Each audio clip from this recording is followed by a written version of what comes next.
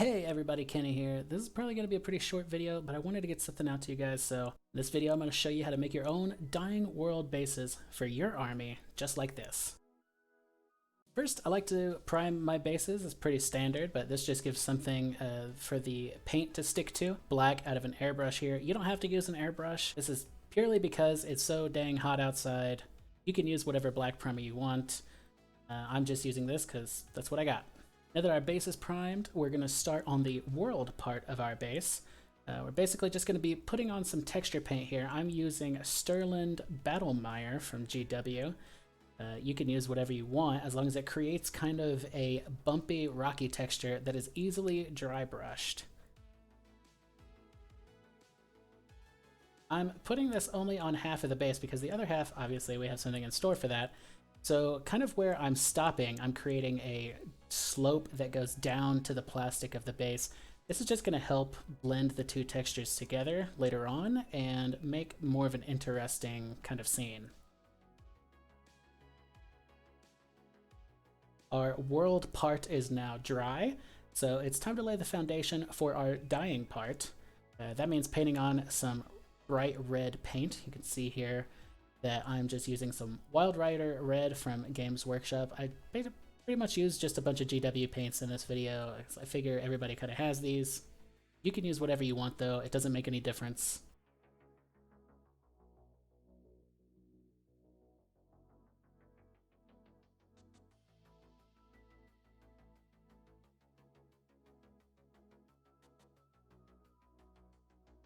I tend to thin this down like I normally would if I was painting a model and do 2 thin coats, just to get it nice and saturated.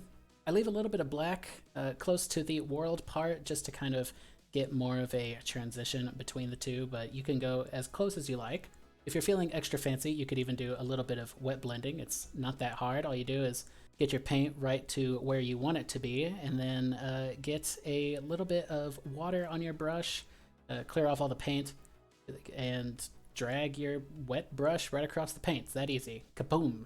Once that red is dry, I'm going to put some yellow in the middle of it. I'm using Flash Gets Yellow here. It's one of my favorite yellow paints.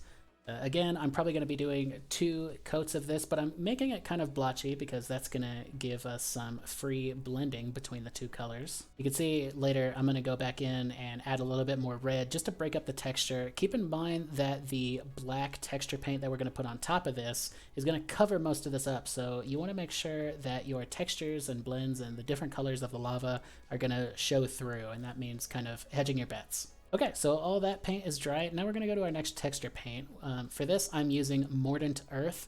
There's a lot of texture paints out there that kind of create the same texture as this, but I like Mordant Earth for this because it is black, and that's what we're after, so pretty self-explanatory there. It's going to be nice and easy. This stuff can be a little tricky to get right, the consistency of it, so as a rule of thumb, the thicker it is, the bigger the lava kind of chunks are going to be, and the thinner it is, the smaller the chunks are going to be, and the more frequent the cracks. Typically, at its thickest, I go about 1 or 2 millimeters thick, and then towards the earth part here, I'm going to kind of thin it out, and that's going to give it nice, varied texture. Like I said, this is going to take some practice and some guesswork, but after a handful of models, you'll know exactly what you're doing. After this dries, you could really call it here, but we're going to go a few extra steps. We're going to hop back to our earth part of the base, and we're going to give it a nice kind of deep green dry brush all over. This is going to help pull some of that implied vegetation in, give the dirt a little bit of life. If you want your base to be more barren, you could probably just throw some Agrax Earthshade and dry brush a lighter brown onto it and call it done. But I want my base to have a little bit of vegetation on it, so we're going to start with this deep green, and then I'm going to go for a lighter green. This is I think Lauren Forest is what I'm using here, another GW paint, and the trick with this is I'm picking one side of the base and I'm dry brushing down from it, almost as if you would if you were doing like a zenithal dry brush. And then I'm going to flip the base. I'm going to rotate it 180 degrees, and I'm going to pick a much brighter green. For me, this is going to be Sibirite. some kind of blue-green. It's very bright, and I'm going to just kind of drag it across the opposite direction. So depending on which direction you're looking at the base, you're going to get some different colors, you're going to get some different texture, and it adds a little bit of life, I think, to the base. And finally, we're going to get a nice deep red or a brown red color. For me, this is going to be corn red, and I'm going to give a dry brush all over the lava as kind of a cheap and effective OSL, and then I'm going to do a little bit of this red kind of on the earth part where the ground might be catching fire or the lava might be kind of seeping into the dirt.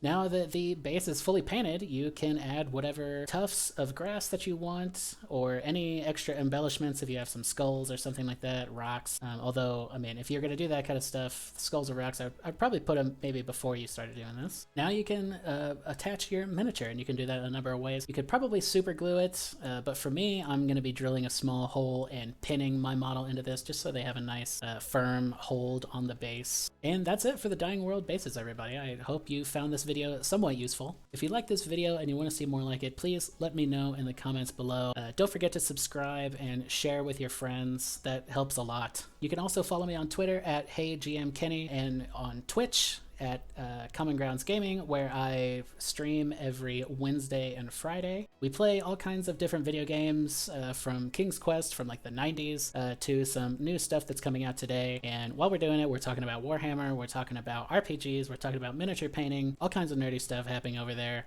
All of the links to these places are in the description below, so keep an eye out on those. Go ahead and follow me there if you like. And thanks for watching. We'll see you next time.